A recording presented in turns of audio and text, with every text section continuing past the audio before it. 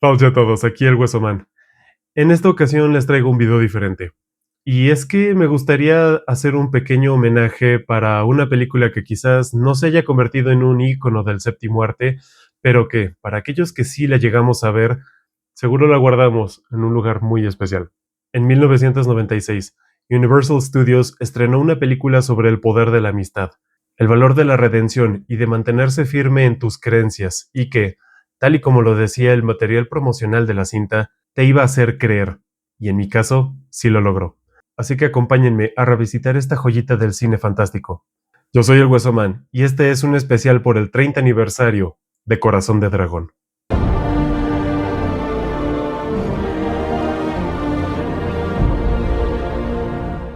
La historia compartida por Patrick Reed Johnson y Charles Edward Pugh, y con el guión también de Charles, dirigida por Rob Cohen, y con el apoyo de Rafaela de Laurentiis, y con un elenco encabezado por Dennis Quaid, David Thewlis, Tina Mayer, Pete Postlethwaite, Julie Christie, y con la voz de Sean Connery como el entrañable Draco. Esta película de fantasía medieval narra la historia de Bowen, un caballero renegado que entabla una amistad poco probable con Draco, el último dragón, y ambos unirán fuerzas para derrotar al malvado rey Hainon, quien además también fuese pupilo de Bowen. A ellos se les unen más personajes, como Cara, la hija de un rebelde del pueblo, el fraile Gilbert y hasta Aisling, la reina madre. Pero el mayor conflicto viene a raíz de que Draco compartió su corazón con Hainon para salvarle la vida, siendo un error que lo carcome por dentro. Por lo que para acabar con la tiranía del rey Hainon, se tiene que tomar una difícil decisión. No solo se trata de una historia en donde hay que vencer al mal, también nos habla sobre aprender a levantarse, de que a veces el sueño por el que apostamos todo es en realidad una interpretación errónea y que debemos encontrar la versión correcta de este, aunque el camino pueda estar lleno de lecciones dolorosas. Nos habla de no perder la esperanza y que a veces una mala elección proviene de una buena intención y que esta decisión también se puede corregir. Es una historia de valor, honor, esperanza y sacrificio. Su producción comenzó en el mejor año de todos, es decir, 1994, en Eslovaquia, y con un costo de producción de 77 millones, la película se propuso recuperar la magia de ese cine maravilloso, ya que en años anteriores el género se encontraba en un vaivén, algunas películas siendo exitosas y otras fracasando. Algunas de las películas que destacaron en los 80s fueron La historia sin fin, Laberinto, Leyenda y Willow. Y aunque hoy todas estas son consideradas clásicos de culto, en su día no la tuvieron tan fácil, y de hecho varias de estas fueron fracasos en taquilla. Pero, ¿y cómo le fue a Corazón de Dragón? Pues se quedó en un punto medio. Tuvo una recaudación en taquilla más que aceptable, ya que de esos 57 millones que costó, terminó recaudando unos 115 millones, que no son números para nada malos, pero Universal esperaba mucho más. Y eso también hay que sumarle las críticas, que también la dejaban en un punto medio. En general, no la tiraban de mala película, pero tampoco la consideraban extraordinaria. Quizás una de las reseñas más favorables vino de Roger Ebert, que para quienes no lo conozcan, fue considerado como el mejor crítico de cine. Y él en su día dijo que era una película boba para no tomársela demasiado en serio si eras mayor de 12 años, pero que también la encontraba sumamente maravillosa y que, y tal y como lo decía el título, tenía mucho corazón. Y terminó la nota diciendo que no era una gran película, pero que se alegraba de haberla visto. Y le terminó dando 3 estrellas de 4, que bueno, supongo que si lo traducimos al sistema convencional de 5 estrellas sería como 3 estrellas y media o 4. Diría más bien 4. Así que la película, como vieron, no es un desastre, pero tampoco fue un éxito instantáneo. Eso sí, y es que afortunadamente con los años he conocido a más personas que sí han visto esta película y que además la recuerdan con mucho cariño. Ya que la verdad, la película sí logró resonar en muchos aspectos para el cine, aun cuando muchos no lo sabían. Empezando con su aspecto más trascendental, el cual fue la banda sonora. Compuesta por Randy Edelman, el tema To the Stars se convirtió en un himno para retratar la magia del cine, ya que este tema fue utilizado en trailers de muchísimas otras películas e incluso publicidades. Universal Pictures presents. You are not cut out to be a physician.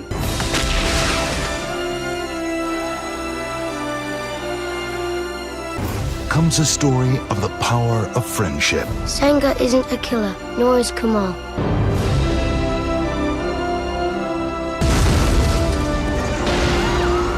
Y es que de verdad, cuando uno escucha este tema, sí logra sentir esa magia. Otro de sus aspectos más destacables fueron los efectos especiales, ya que los dragones de películas anteriores como Falkor de La Historia Sin Fin solían ser títeres animatrónicos o criaturas hechas en stop motion, pero Draco fue el primer dragón enteramente hecho por CGI, lo cual fue un enorme logro para la época, y hay que decirlo, ha envejecido increíblemente bien. Quizá en alguno que otro momento, pues sí, ya se puede notar que el tiempo pasó factura, pero son solo momentos. Pero por Dios, hay películas y series actuales que se ven chafísimas, teniendo ya la innovación tecnológica actual. Así que si recordamos que Corazón de Dragón tiene ya 30 años, es verdaderamente admirable el trabajo puesto en este dragón. Y es que la realización de Draco está llena de curiosidades. Primero, la decisión de hacerlo por completo en CGI vino del director, Rob Cohen. Y es que después de haber visto Jurassic Park de Steven Spielberg, supo perfectamente que ahí estaba el futuro del cine. Pero, a diferencia de los dinosaurios de Spielberg, los cuales fueron una combinación de efectos prácticos y CGI, Draco iba a ser completamente hecho por computadora, lo cual tuvo muchos riesgos. Y es que por un lado, Steven Spielberg en ese entonces se encontraba en la cima de su carrera, ya que en 1982 le había hecho ganar millones a Universal con ET el extraterrestre, la cual tuvo una recaudación de $797 millones, y había sido la película más taquillera de la historia hasta que fue desbancada en 1993 nuevamente por el propio Spielberg, y además con Jurassic Park, recaudando $1 billón. Ahora, ¿por qué les comparto esto? Pues para que tengan más contexto. Y es que en ese entonces, si Steven Spielberg llegaba con Universal y les pedía $100 millones para su siguiente película, ellos le decían, ten papito, toma 200 y guarda el cambio. Pero el nombre de Rob Cohen no era en absoluto comparable con el de Spielberg, ni en ese entonces ni ahora, la verdad. Y además, casi al mismo tiempo que se estaba llevando a cabo la producción de Corazón de Dragón, Universal ya estaba presionando para hacer la continuación de Jurassic Park, la cual llegó justo un año después de Corazón de Dragón. Así que Universal pues ya tenía dinero reservado en ese momento para el mejor postor, el cual era desde luego su niño consentido y sus dinosaurios. Además, recordemos nuevamente que el género de fantasía no se encontraba en sus mejores años, y lamentablemente Corazón de Dragón demostró que los 90 tampoco fueron su época gloriosa. Es más, no serías hasta inicios de los 2000 con la trilogía del Señor de los Anillos de Peter Jackson que el género fantástico se volvió un hit cultural y también para la taquilla. Y otros títulos que también ayudaron a cimentar la popularidad del cine fantástico fueron la saga de Harry Potter e incluso las primeras películas de Narnia. Pero retomando con Corazón de Dragón, el guión original de Charles era muchísimo más extenso y más complejo de lo que terminamos viendo en pantalla. Por ejemplo, Aisling, la reina madre, se exploraba más de que su matrimonio con el rey fue arreglado, aunque en la película se dejaba muy en claro que no sentía ningún amor por él, pero aún así en el guión original esto se desarrollaba un poco más, y también en el guión original se decía que la reina iba constantemente a la cueva de Draco pidiendo perdón por el error de haber salvado a su hijo. También se contaba que Brock, el guardia personal tanto del rey Frayne como posteriormente de su hijo, el rey Ainon, decía que él y el rey Frayne habían intentado cazar a Draco en el pasado, pero sin éxito. Y esto conecta cuando Aisling lleva a Ainon con Draco para que lo salve y este le llama esposa del matadragón. Ah, y hablando de Brock, este personaje tenía muchísimo más desarrollo en la historia. Entre otras cosas, se contaba que tenía una rivalidad muchísimo más marcada con Bowen, ya que ambos habían tenido una especie de duelo en el pasado y Bowen le había ganado, lo cual Brock lo tomó como una humillación. Además de que habían otros añadidos interesantes, como el hecho de que se iban a ver más dragones en pantalla, como el que persigue y caza a Bowen cuando se encuentra por primera vez con Fry Gilbert. Y también existía una secuencia de pesadilla en el que Bowen buscaba salvar a Ainon, pero cuando lo alcanzaba, este tenía escamas y se convertía en Draco. En fin, existían muchísimas escenas y tramas que extendían la historia. Algunas de estas sí se grabaron y son parte del material eliminado, pero muchas otras solamente se quedaron en el papel. Y es que creo que mucha gente aún no dimensiona la cantidad de cambios que suceden en una película. De hecho, se dice, y esto es completamente cierto, que una película no se deja de escribir hasta que se estrena, ya sea por cambios del director cuando este no es el mismo que el guionista, o incluso cuando es el guionista, o puede ser también por pedidos de los ejecutivos, o por improvisaciones de los actores, en fin, pueden suceder muchas cosas que hacen que se altere la versión del guión que fue entregada al estudio para que este fuese aprobado. En el caso de Corazón de Dragón, lo que provocó que buena parte de la historia fuera recortada fueron precisamente los efectos especiales. Y es que Rafaela de Laurentiis, la productora de la película, le dijo al director cuando hicieron cuentas sobre hacer a Draco en CGI, pues que básicamente tenían una de dos. O hacer la película con el guión que tenían, pero reemplazando al Draco digital por efectos prácticos. Es más, ya habían construido un dragón animatrónico para hacer pruebas de cámara para tener una idea y saber qué tan factible hubiera sido usar este modelo o no en la película. O hacer al Draco con CGI, pero recortando drásticamente la historia. Y al final, esta fue la opción que eligió el director. Y esto fue un arma de doble filo, ya que por un lado, mucho contenido se vio afectado. El tiempo en pantalla de algunos personajes se recortó drásticamente, escenas enteras se eliminaron y otras escenas se solucionaron pues de otra forma. Como el dragón que caza Bowen, el cual pasó de ser un dragón en pantalla a una sombra volando por el campo y a Bowen luchando contra este fuera de cámara. Pero, por otro lado, y esto es más bien un efecto a posterior, es que todo el esfuerzo dedicado a Draco tuvo muchas repercusiones. Algo que admiro muchísimo de Rob Cohen fue la decisión que tuvo en cada aspecto de Draco para que este fuera más creíble.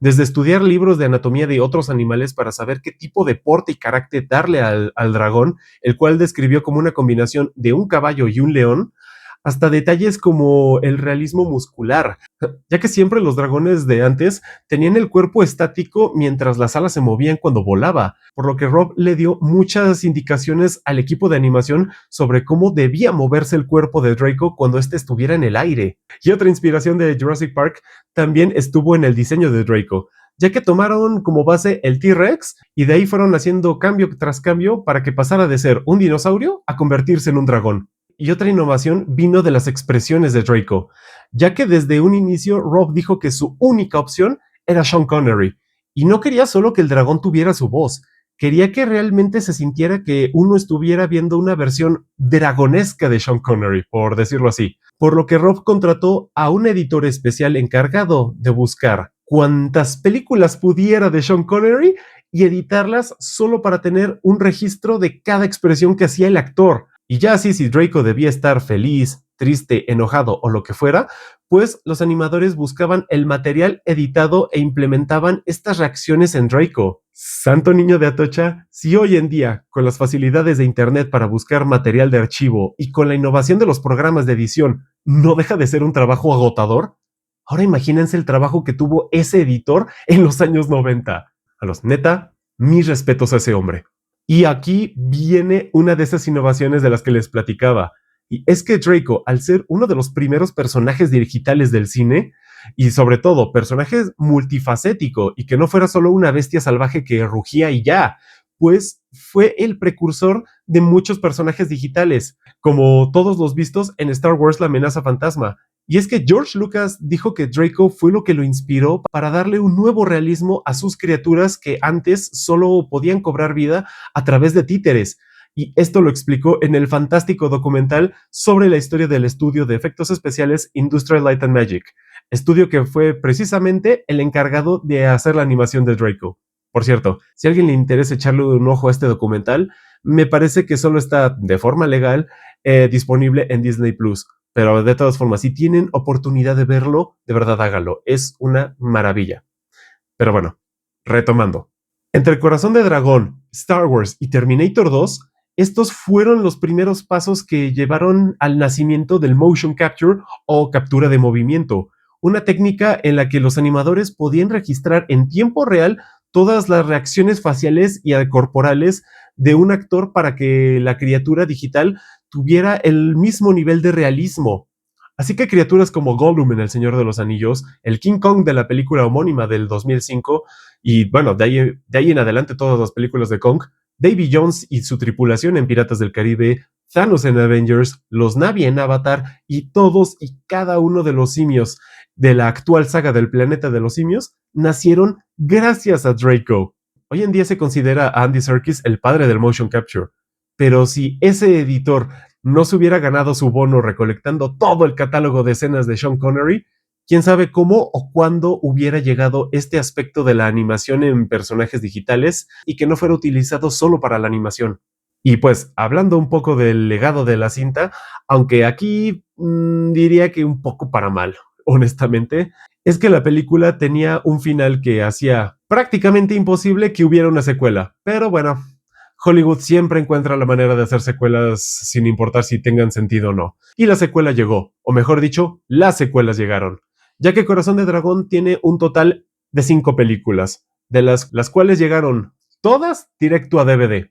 Bueno, si no mal recuerdo, creo que la 3 y 4 son precuelas, me parece que sí. Pero desde luego, si la original apenas resonó en la cultura popular, las otras 4 son prácticamente desconocidas, aún para muchos de los que sí vimos la cinta original.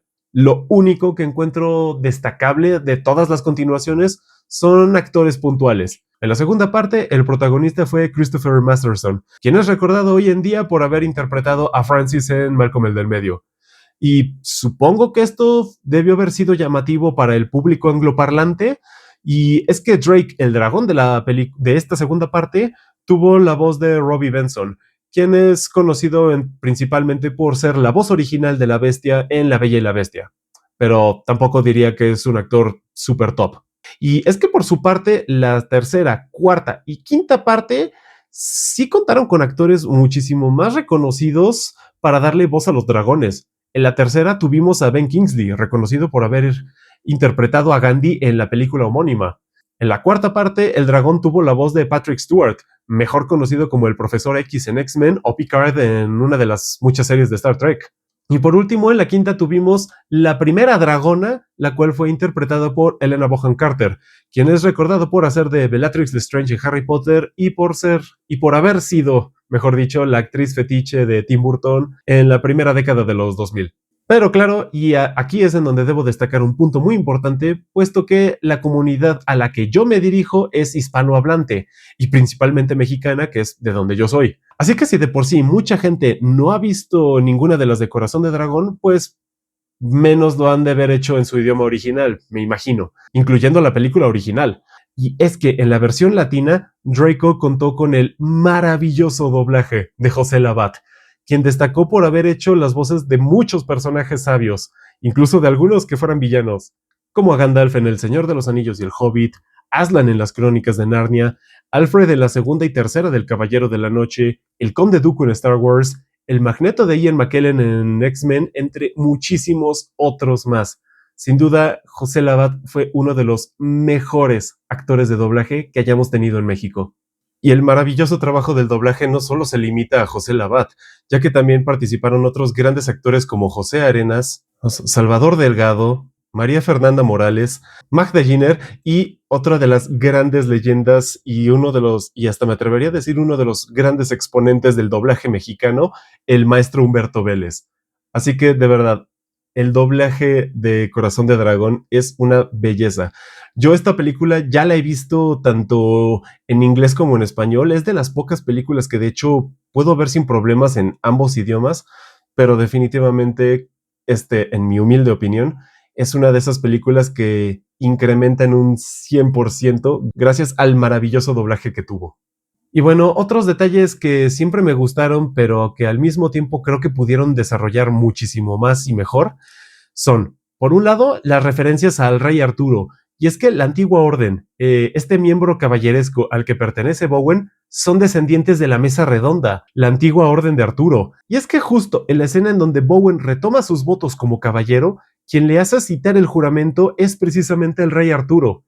Y el otro punto, aunque me parece que esto es más bien una cuestión de interpretación por lo que he visto, es que los dragones aparentemente son estrellas caídas. Por eso cuando dan su corazón, este se representa como un destello luminoso, y cuando mueren, regresan al cielo. Esto si honraron su palabra, claro.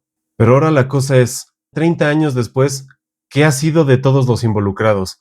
Rob Cohen, después de Corazón de Dragón, pues se volvió muchísimo más reconocido por hacer películas de acción con alguno que otro toque fantasioso. Ahora sí que no se le quitó la costumbre, ya que dirigió Death by Daylight con Sylvester Stallone y también fue el responsable de Triple X con Vin Diesel, la tercera entrega de La Momia, protagonizada por Brendan Fraser, y sobre todo, Rob Cohen fue el director de la primer cinta de Rápidos y Furiosos.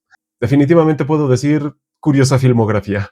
En el caso de Rafaela de Laurentiis, a pesar de que ella, junto con su padre Lino de Laurentiis, fueron productores extremadamente exitosos en los 70s y 80s, ya que ellos fueron los productores de las películas de Conan con Arnold Schwarzenegger y también de la primera adaptación de Dune, la cual fue dirigida por David Lynch. Pero después de Corazón de Dragón, Rafaela prácticamente solo se dedicó a dirigir todas las demás secuelas que acabo de mencionar. Y en cuanto al elenco, a pesar de que todos siguieron trabajando, ninguno fue considerado parte de esta lista del Star System, ya saben, de esta lista de actores que solamente por poner su nombre en la portada como protagonista ya era un imán casi seguro para atraer al público. La verdad es que no, sin embargo, pues absolutamente todos supieron hacer su carrera. Dennis Quaid ha estado todavía presente hasta la fecha y en producciones sumamente variadas, de acción, drama, thrillers. De hecho, creo, la última película que sonó bastante, a pesar de que él no fue el protagonista, pero a fin de cuentas estuvo involucrado, fue The Substance con Demi Moore. Y bueno, a pesar de que para mí Dennis me marcó por haber interpretado a Bowen, creo que para la gran mayoría de los millennials, es decir, mi generación, recuerdan más a Dennis por haber participado en Juego de Gemelas al lado de Lindsay Lohan. Pero en mi caso, además de haber sido Bowen, también le tengo mucho cariño a Dennis por haber coprotagonizado al lado de Ringo Starr en la maravillosa El Cavernícola. Sin duda, una de las comedias más divertidas, más absurdas, pero más encantadoras que he visto. De verdad, si pueden, vean esta película. La pueden encontrar completa aquí en YouTube. Pete Postlewaite es otro actor que también siempre estuvo muy presente en muchísimas películas. Era un actor que sabía manejarse entre la comedia y el drama y estuvo presente en muchas películas, ya sea en cine independiente o incluso en blockbusters. Y bueno, ya que no he parado de dar datos curiosos entre Corazón de Dragón y Jurassic Park, pues aquí les va uno más, y es que Pete tuvo un papel sumamente importante en la segunda parte, El Mundo Perdido. El hombre siguió trabajando constantemente hasta su fallecimiento en 2011, siendo una de las últimas películas, no la última, pero sí, pues uno de los títulos más grandes en los que participó, teniendo una pequeña aparición en El Origen de Christopher Nolan. Dina Meyer también fue una actriz que es probablemente de todo el elenco, quizá una de las que menos ha tenido una carrera destacable. Aunque al igual que los otros casos, siempre ha trabajado, se ha mantenido constante, pero la realidad es que nunca ha participado en más proyectos que hayan resonado. Quizá los dos más conocidos que puedo pensar en este momento sería la película de ciencia de sci-fi Starship Trooper y la segunda parte de Saw. David Thewlis también es un actor extremadamente multifacético, ya que ha encarnado una gran cantidad de personajes con diferentes matices. Ha hecho personajes inestables, ha hecho personajes sabios y en todos los domina a la perfección, y también es un actor que sabe cuándo meterse en producciones independientes y cuándo en blockbusters, siendo sin duda el personaje más emblemático que ha hecho este actor, y aquí sí también me incluyo a mí porque de verdad creo que es el mejor personaje que ha hecho, fue al profesor Remus Lupin en la saga de Harry Potter. Pero sin duda uno de los casos más curiosos fue el de Sean Connery. Y es que a pesar de que este actor se volvió mítico por haber sido el primero en interpretar al agente 007, y si a eso le añadimos otros clásicos como Indiana Jones y La Última Cruzada, Highlander o En el Nombre de la Rosa, y es que entre los 90s y los 2000, Sean empezaba a tomar cada vez decisiones más cuestionables, y es que por un lado rechazaba propuestas que hubieran sido sumamente beneficiosas para su carrera. Por ejemplo, y aquí va una conexión más con Jurassic Park, es que se le había ofrecido el papel de John Hammond, personaje que al final fue interpretado por Richard Attenborough. Y también después, en los 2000, se le había ofrecido el papel de Gandalf en El Señor de los Anillos, pero el papel, como todos sabemos, fue al final interpretado por Ian McKellen. Eso hablando de los proyectos que rechazó, pero de los proyectos que sí aceptó, pues en su mayoría terminaban siendo fracasos en taquilla o en crítica o en ambas, siendo el caso justamente de La Liga de los Hombres Extraordinarios, una adaptación de una novela de Alan Moore, la cual fue tan desastrosa que obligó a Sean Connery a tomar la decisión de abandonar la actuación. Y por último, me resulta muy curioso que quien fuera un actor secundario en la película también lograra tener una carrera sumamente constante y siempre en el papel de villano. Y es que Jason Isaacs, quien es uno de los lacayos del rey Ainon, siempre interpreta a villanos. En cualquier producción que se imaginan, siempre o es un auténtico villano o solamente un cretino y un patán. Fue el Capitán Garfio en la versión de Peter Pan del 2003, apareció en El Patriota junto con Mel Gibson. Es que incluso en animación ha prestado su voz para villanos, como el Almirante Zau en Avatar: La Leyenda de Aang o el Gran Inquisidor en Rebels. Pero sin duda el villano más importante que ha hecho, y también diría que sí es el personaje más recordado de la filmografía de este hombre, ha sido interpretando a Lucius Malfoy también en Harry Potter. De hecho, mientras más lo pensaba haciendo este video, me di cuenta de que es muy curioso cómo varios actores que salieron en estas películas tuvieron después influencia en Harry Potter. Y es que además de David Thewlis y Jason Isaacs, pues también ya mencioné que en la quinta parte Helena Bonham Carter, otra actriz crucial en Harry Potter, y un dato curioso, y es que una de las primeras opciones para el papel de Bowen era Kenneth Branagh, otro actor recordado de Harry Potter porque fue quien interpretó a Gilderoy Lockhart. Así que podemos decir que Corazón de Dragón, Jurassic Park y Harry Potter tienen una especie de vínculo místico. Y ya para acabar con este tema, solamente quiero agregar este pequeño chascarrillo que se me hizo sumamente cotorro que encontré en el canal de Ansus, Libros y Cine. Dato curioso, Lucius Malfoy acá se llama Felton, que es el apellido del actor que hace de Draco Malfoy, y Draco es el dragón en esta película. ¿Coincidencia? ¡No lo creo! Pero en fin, eso es todo por este video. Muchísimas gracias a todos por acompañarme a revisitar este clásico infravalorado. Y espero haberles ayudado a que se motiven a ver esta magnífica película si es que aún no lo han hecho. Y para encontrar y poderles traer toda esta información que les acabo de compartir, tuve que consultar tanto el making of de la película y la novelización de la misma. Dos de mis bienes más preciados, por cierto. Y para aquellos que sí vieron la película, por favor díganme en los comentarios qué les pareció y qué recuerdos tienen de ella. Y si no lo han hecho, pues igual comenten lo que quieran. A mí me encanta convivir con ustedes. Y también les recuerdo suscribirse, darle a la campana y seguirme en mis redes sociales. Y ya para acabar el video, me gustaría citar por completo el código de la antigua orden, porque el que conocimos de la película es en realidad solo una fracción del código completo. En fin, nos vemos a la próxima. Yo soy el Huesoman. Chiori. Dentro del círculo de la mesa, bajo la espada sagrada, un caballero debe jurar servir el código que no tiene fin. Sin fin como la mesa, un círculo unido por el honor. Un caballero jura valor, su corazón solo conoce la virtud. Su espada defiende a los indefensos. Su fuerza sostiene al afligido. Su palabra solo habla verdad. Su ira deshace la maldad. Lo justo nunca puede morir. Si un solo hombre aún lo recuerda, las palabras nunca se olvidan. Si una sola voz las pronuncia con claridad, el código brilla para siempre. Si un solo corazón lo mantiene presente.